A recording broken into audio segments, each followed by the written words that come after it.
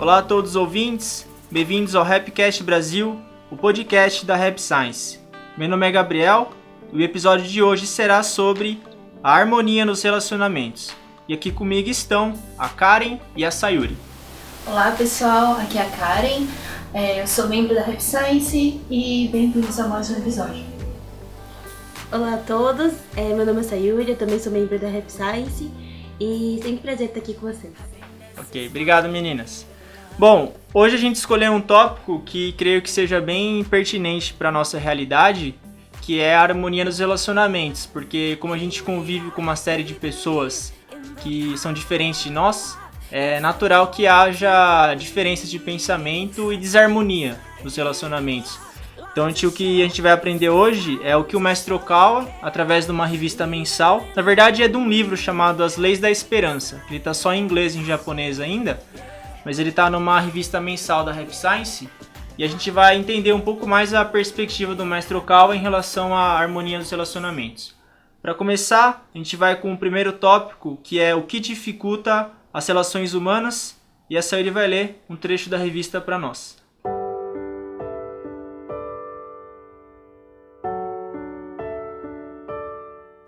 Em termos gerais, quando um relacionamento começa a ter problemas, é porque nós somos presunçosos ou arrogantes.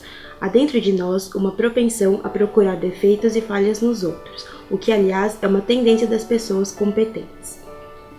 Ok, obrigado, Sá. Bom, então o mestre Okawa ele observa o primeiro ponto na dificuldade do relacionamento com as pessoas que a gente não consegue enxergar ou admitir, mas é a nossa própria arrogância. Ou seja, a gente começa só a enxergar os defeitos dos outros. Então esse é o início da desarmonia nos relacionamentos. Está um pouco relacionado assim com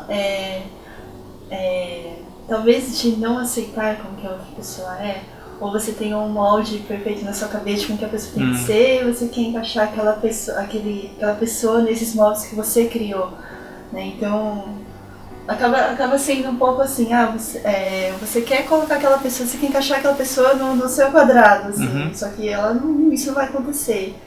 E aí você acha que isso é uma falha dela e isso acaba gerando uma desarmonia, né? Isso. Basicamente.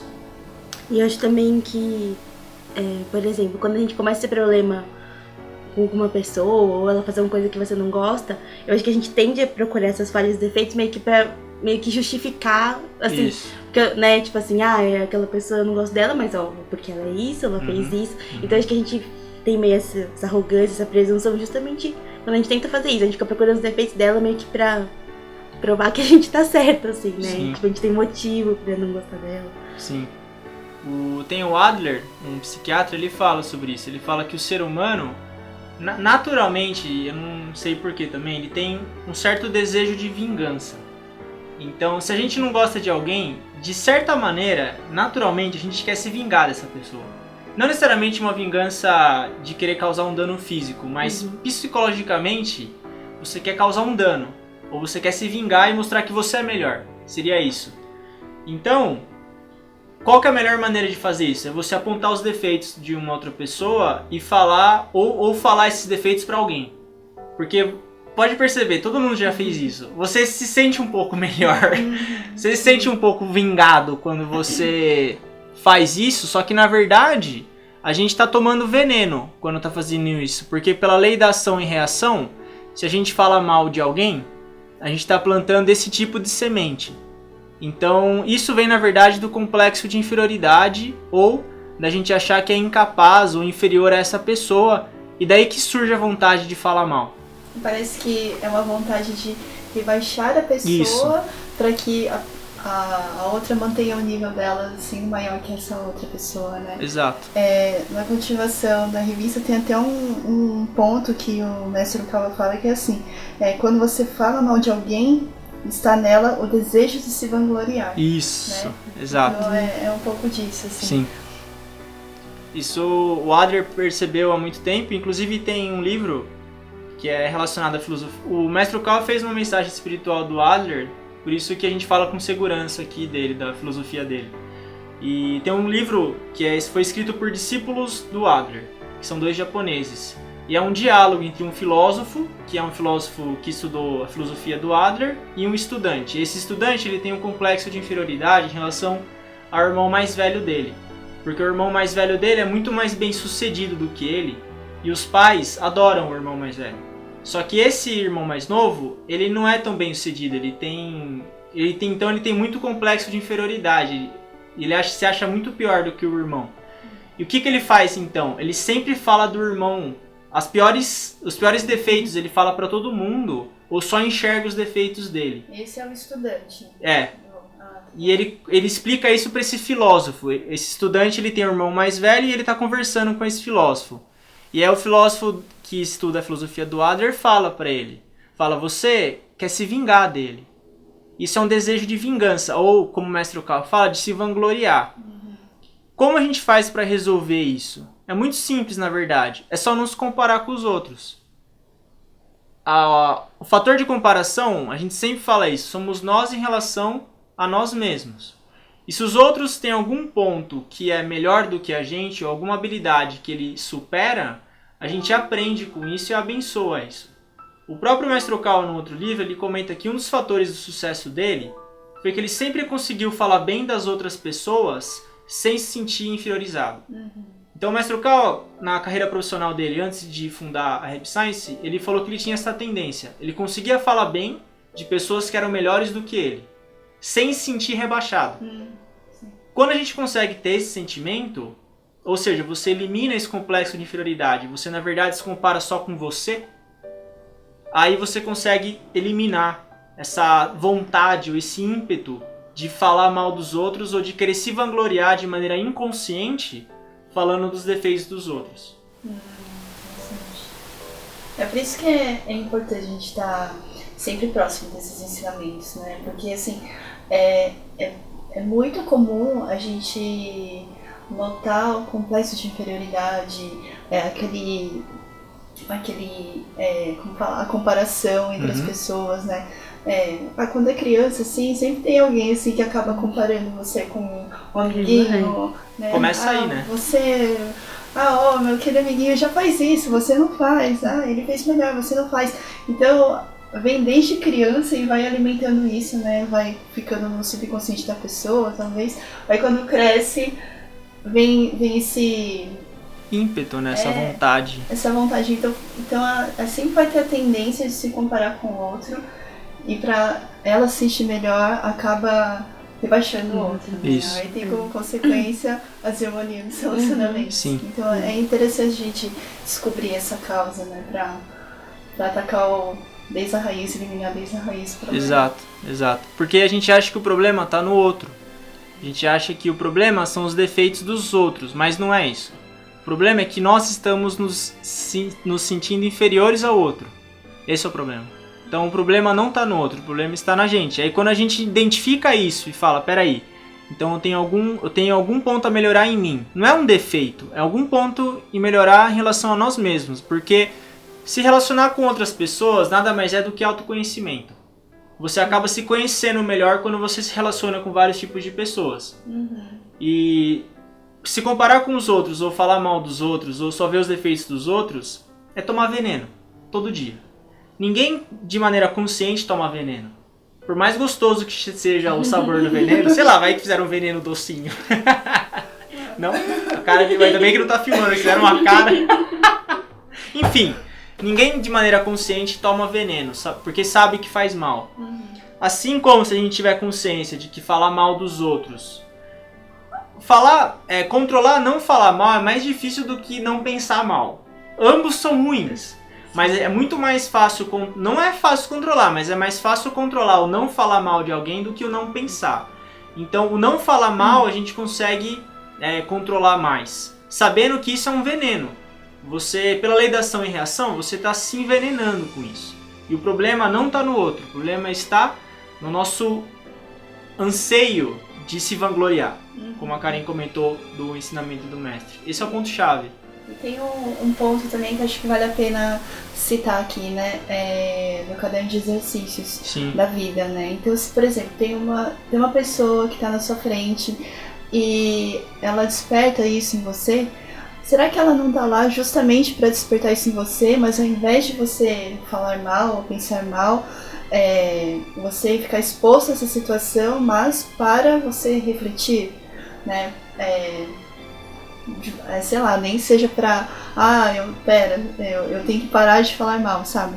A pessoa tá lá, você quer falar mal, mas você não vai falar. Então esse aprimoramento de você não falar, ou você enxergar, quando você enxerga o mal do outro, provavelmente o mal tem em você.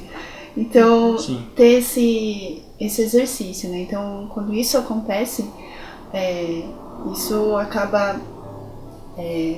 eu perdi a palavra, assim.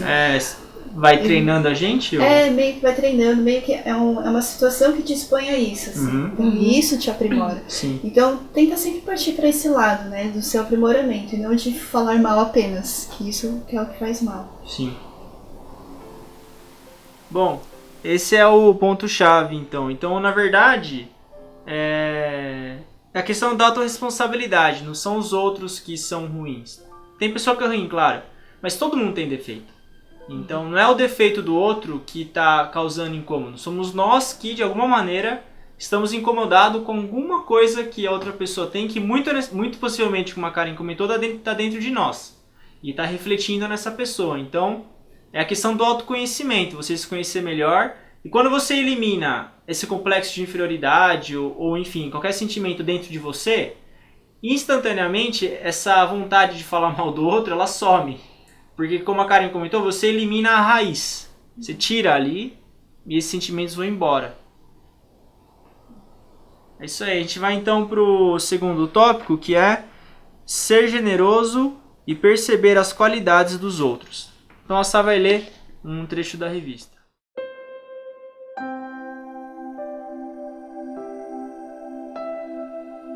O valor de uma pessoa não pode ser medido apenas por suas competências. Existem muitos outros elementos a considerar, como o caráter, o dinamismo, a força física, a personalidade e a experiência, entre muitas outras. Os seres humanos são como poliedros, eles têm muitas faces e aspectos que os definem.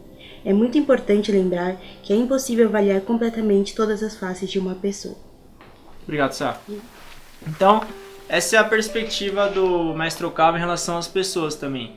Ele não enxerga uma pessoa só por uma face. Ele enxerga as pessoas como um todo. Isso é uma análise objetiva do ser humano. O sistema de ensino, por exemplo, é um sistema de ensino brasileiro, ele só enxerga uma face, que é a nota. Mas ele não enxerga o aluno como um todo. E isso nós muitas vezes cometemos esse mesmo equívoco quando a gente enxerga as pessoas. Gente que nos irrita, ou pessoa que é, por exemplo, grosseira, ou pessoa que, enfim, tem algum aspecto que a gente não admira nela, ela pode ter esse aspecto não admirável, mas por um outro lado, ela pode ter algum aspecto admirável também. E vai da nossa parte de ter compreensão, tolerância, como ele comenta aqui, generosidade, amor, bondade, desenvolver essas virtudes para querer enxergar isso na outra pessoa. É uma ação que vem da gente, na verdade. A gente tem que enxergar isso. Eu vendo esse trecho da revista, né, me lembrou, eu acho que foi uma palestra que eu vi, que ele mostrou assim, né, foi na Rap Science mesmo, era a figura de uma maçã. Aí imagina uma maçã, né, ela tá lá em pé, com um cabinho lá pra cima. Se você apoia a maçã daquele jeito e corta no sentido do comprimento, e você vê a metade, você vê uma face da maçã. Agora pega uma outra maçã parecida, só que em vez da haste pra cima, a maçã deitada, a haste tá pro lado, né? E você também faz o mesmo corte, de cima pra baixo. Você tá cortando ela de outro jeito, e você olhar a face.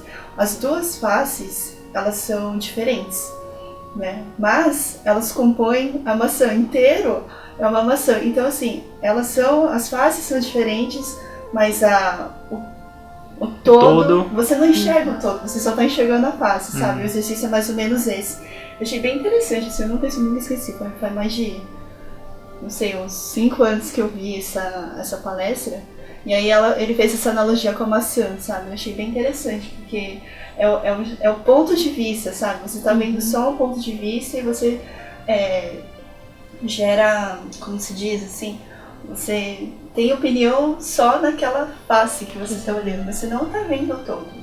Então fazer esse exercício é importante, né? Antes de fazer qualquer julgamento, enfim.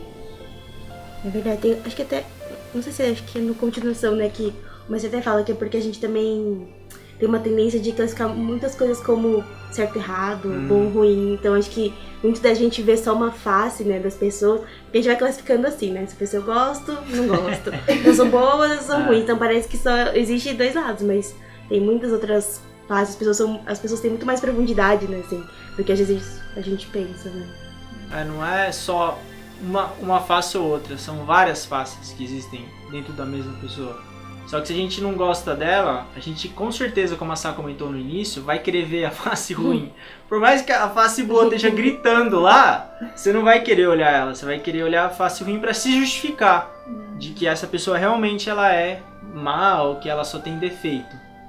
Tudo parte de nós. O quanto a gente quer enxergar a bondade no outro, o quanto a gente quer ver que o outro também tem qualidades, tem aspectos louváveis dentro dessa pessoa também. A questão de perdão, questão de compreensão, questão de bem-estar, na verdade. Se você quer ser mais feliz, um ponto-chave é você conseguir entender que as pessoas também são seres que erram, ou seres que têm defeitos, assim como a gente tem defeitos também.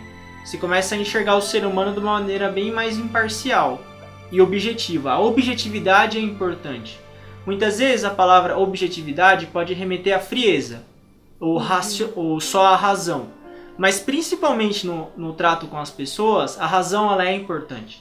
Você esfriar um pouco o emocional, porque o emocional ele acaba sendo muito relacionado com o nosso instinto de autoproteção, que é o nosso instinto animal. Ou seja, alguém causa dano para mim, eu quero atacar ele. Isso todos nós temos. Claro, hoje não utiliza-se mais armas, mas as pessoas usam palavras, por exemplo, para uma atacar a outra.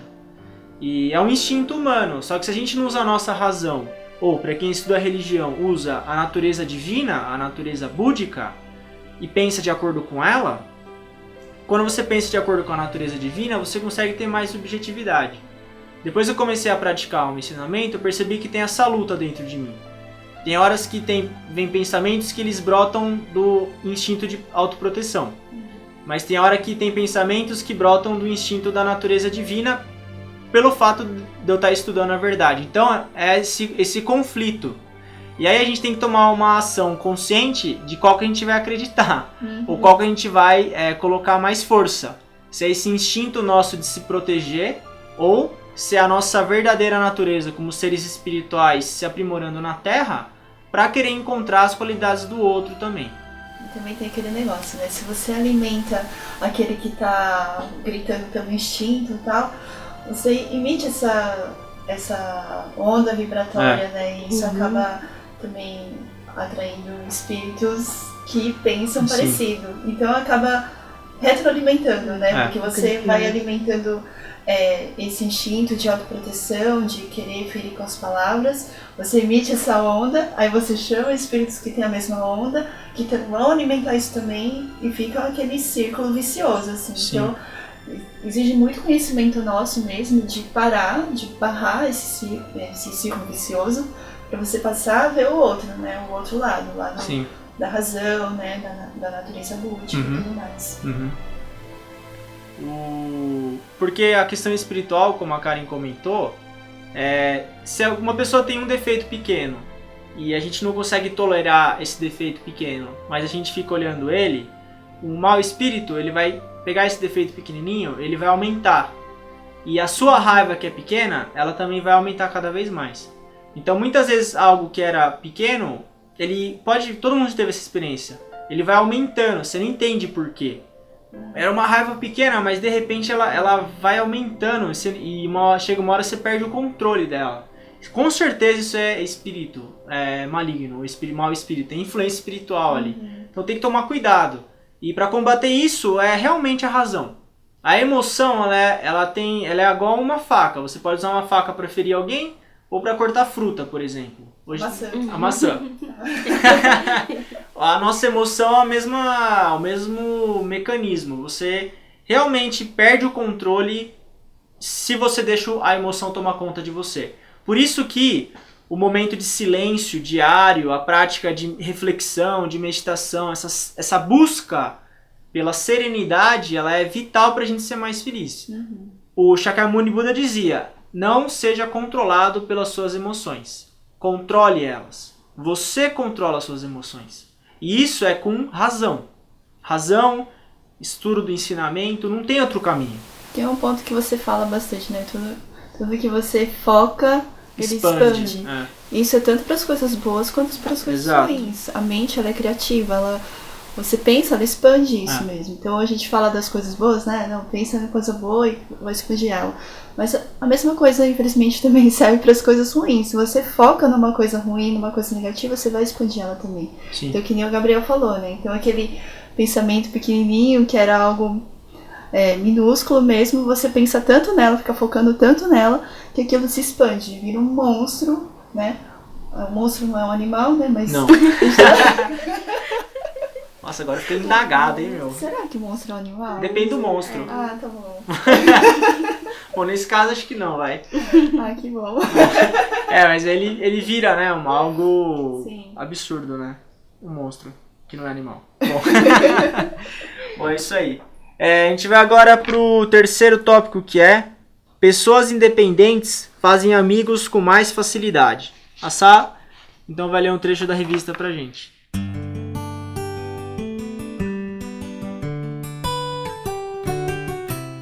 A maioria das pessoas espera conseguir algum conforto ou ajuda em questões financeiras ou profissionais através de bons relacionamentos com os outros. Em geral, o ser humano pensa assim mesmo. Entretanto, se isso é uma verdade, então é muito importante ser o oposto, ser autônomo e se esforçar para não depender da ajuda dos outros. É fácil fazer amizade com pessoas que são autônomas e que não dependam dos outros em matéria de dinheiro e trabalho. E é ainda mais fácil conviver com esse tipo de pessoa e ter relacionamentos de mútua cooperação. Ok, obrigado, Sá. Então esse tópico é extremamente importante. Pra gente ter amigo tem que ser independente.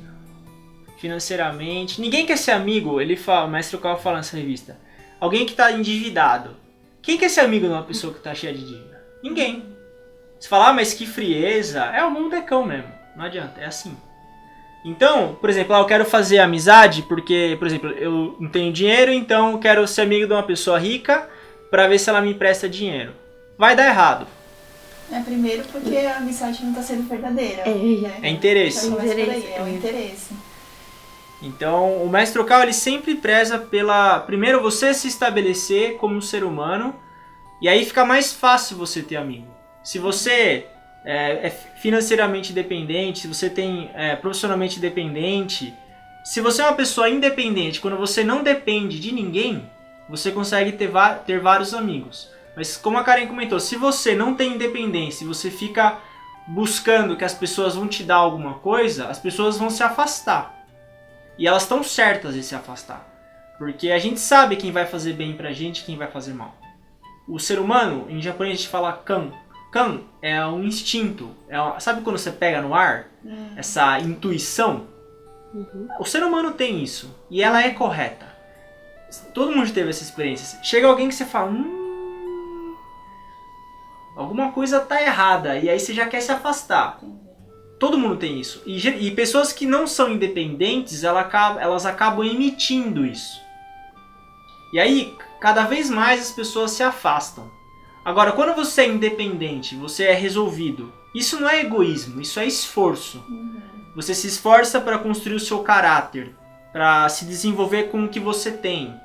E aí, quando você é independente, você fala, eu consigo me virar sozinho ou com o que eu tenho, esse é o primeiro passo para você começar a ter bons amigos. Eu, por exemplo, tenho bons amigos, mas eu não dependo de nenhum deles. E eles também não dependem de mim. A gente se encontra, a gente sai junto, tudo. Só que eu nunca fico pedindo as coisas para eles. Eu me viro. E eles também se viram. Não quer dizer que quando alguém tiver dificuldade, a gente não vai se ajudar mutuamente, não é isso. Mas cada um tem a sua vida. E aí, dessa maneira, você consegue construir relacionamentos que são harmoniosos e construtivos. É bem interessante que a gente pode ligar isso fazer esse link, né, com aquele ensinamento mais básico que a gente tem na Happy Science, que é o dar amor versus o roubar amor, né? Então, se você busca, entre aspas, amigos, mas para você roubar amor deles, não é aquela amizade verdadeira, né? E você tá lá, você está nutrindo essa aproximação com as pessoas para você pedir alguma coisa, né? Sempre sugar de alguém alguma coisa, assim, né? E ao contrário, né? O que o mestre fala bastante, assim, é de dar amor, é o contrário disso, assim. Então você não vai se aproximar para, né? Você vai dar amor, não sei como que não, é isso. Não é pegar, mas sim contribuir ou fazer algo. Ajudar, mas nesse sentido, assim. Sim. Por exemplo, tem um termo no budismo que é o ladrão de tempo, que é as pessoas que roubam o nosso tempo. Então tem gente que rouba o tempo mesmo. Ninguém quer ser amigo de alguém que rouba o seu tempo. Você quer ser amigo de alguém que vai facilitar a tua vida, que vai, enfim. Então quem agregar na sua vida, essa é a palavra, agregar. Ninguém quer ser amigo de ladrão de tempo. Então, por exemplo, quem fala muito ou só o Dale Carnegie já falava isso. Se você quer ter vários amigos, tenha interesse pelas pessoas e escute elas. Se você quer ter vários inimigos, fale apenas de si. Isso era no início do século XX que ele falou. E isso é um princípio que ele nunca vai mudar. Então, é a questão, como a Karen comentou, é amor que se dá. Você quer fornecer algo para as pessoas, você quer agregar na vida delas, você quer contribuir para a vida delas, ou você quer que elas façam algo por você e ficar exigindo que elas façam algo. Então, por exemplo, fulano tem dinheiro, ele é rico e eu não.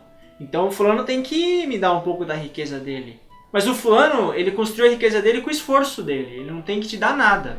Você tem que se desenvolver. Agora pensa o contrário, que nem você falou assim, se você é uma pessoa rica e você só fica falando do seu dinheiro para as pessoas, qual é o tipo de pessoa que você vai trair perto de você, né? Boa.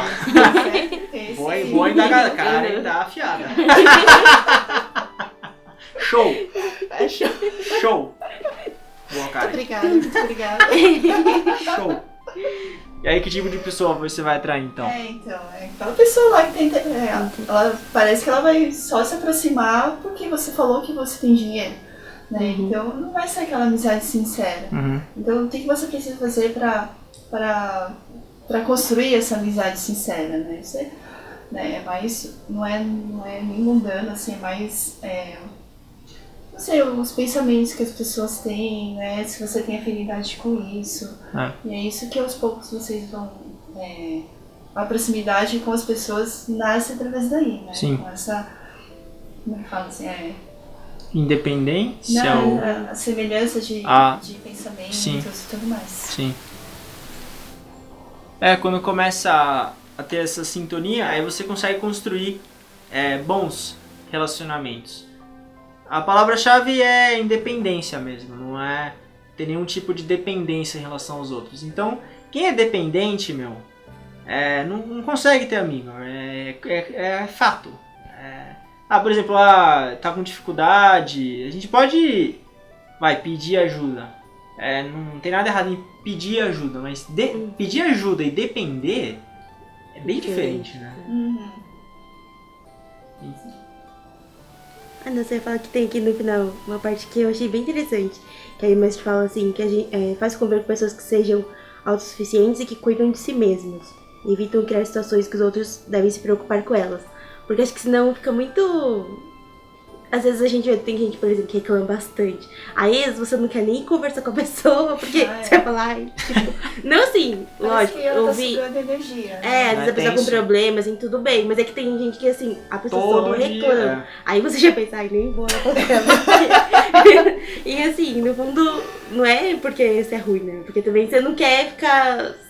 pra se preservar também, né? Sim, então... é aquela intuição que a gente tem, né? Esse campo. Você sabe, né? Você fala, nossa... Não é também que a gente tá bem maravilhoso, mas é que você não quer ficar também ouvindo reclamação.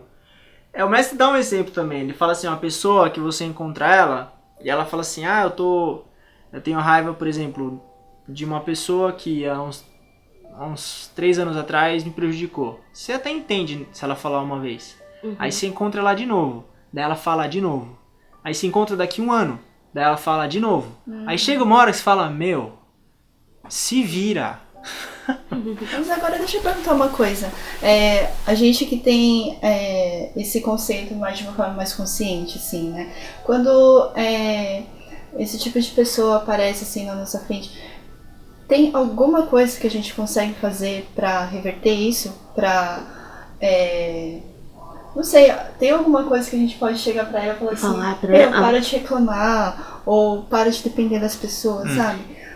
Qual que é o momento tênue, assim? Até onde que a gente pode tentar ajudar? E a partir de onde que a gente fala, tem que lavar as mãos e falar, meu, não dá, sabe? Essa é uma dúvida que eu tenho. É caso a caso, né? Então, o mestre fala que com palavras a gente consegue orientar as pessoas. Então, de maneira branda, de maneira tênue, a gente consegue emitir palavras que possam orientar a pessoa. Mas, assim como o Shakyamuni dizia, eu mostro a lua, quem quer ver ela. A gente fala o que a gente acha certo, que, por exemplo, a reclamação pode prejudicar, que é bom evitar reclamar. Fala isso e desapega. Porque muitas vezes a gente fala isso para uma pessoa e a gente fica frustrado que a pessoa não muda. Só que a gente fez a nossa parte, a gente mostrou a lua. Agora vai ver a lua quem quiser. Então é importante sim a gente falar, emitir palavras que vão orientar essa pessoa ou que vão poder fazer com que ela compreenda que a reclamação vai fazer mal para ela. Isso é um ato de amor. Mas é importante que a gente fez um episódio falando sobre como amar o próximo com sabedoria. Isso, sim. Aí lembra que o mestre falava que a vibração da pessoa não pode infectar a gente. Quem está muito negativo, a gente fala o que é certo, mas sem a gente ficar negativo igual. Então mantenha uma distância adequada e emite palavras que vão orientar essa pessoa. Mas essas palavras, sem a gente estar emocionalmente alterado, sem condenar a pessoa, sem julgar, sem nenhum tipo de sentimento. Realmente desejando que essa pessoa seja mais feliz. Ou que ela, por ela mesma, que ela reclame menos, ou que assim, as nossas palavras têm força.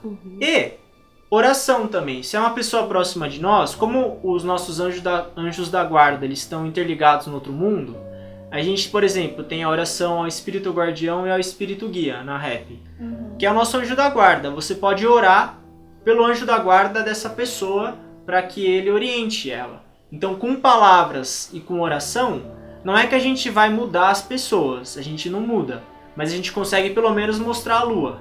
Entendi. É o que está ao nosso alcance. Né? Exato. Porque isso é muito frustrante, você querer mudar alguém ou querer que a pessoa melhore e ela não melhora. E a gente muitas vezes pode achar que está fazendo algo errado e começa a se culpar ou se condenar, ou acha que tem que entrar na mesma vibe que a pessoa, também ficar reclamando ou ficar negativo. Mas não é isso. Um cego só leva o outro cego pro buraco. Emitir palavra certa e oração, eu creio que seja o melhor remédio. E desapegar. Saber que cada pessoa toma as suas decisões por si próprio. Cada pessoa, a cada momento, define o próprio caminho. E existem elementos que a gente consegue influenciar, tem elementos que não. De alguma forma aceitar assim que ela também está no seu caminho de aprimoramento. Exato. Né? Sem julgar. Sim. Ela está naquele processo, sim. Mas pode ser que ela precise passar por aquilo, para, sei lá, daqui a 10 anos ela lembre disso e mude com isso, talvez, não sei. Entendi. E também, uma prática que eu sempre tento fazer é me colocar no lugar da pessoa, porque isso me ajuda a não julgar. Então, se eu tivesse vivido a mesma realidade que ela, possivelmente eu também estaria reclamando da mesma maneira. E aí você tem esse sentimento de não julgar. De empatia. Empatia, isso. E aí e quando a gente fala, é totalmente diferente se você fala com alguém com um ar de superioridade, falando algo para ela melhorar, ou você fala com alguém com empatia. Como o ser humano ele é um ser espiritual, ele sente isso. E o que tem mais força no mundo é o amor. Se você quer mudar alguém, é com base no amor. Se você quer resolver algum problema de relacionamento, é com base no amor. Raiva, ódio, crítica, nunca resolve nada. Nada. Eu já fiz isso e eu sei que dá errado, por experiência própria. O que resolve é amor, compreensão. Pode levar mais tempo, mas resolve.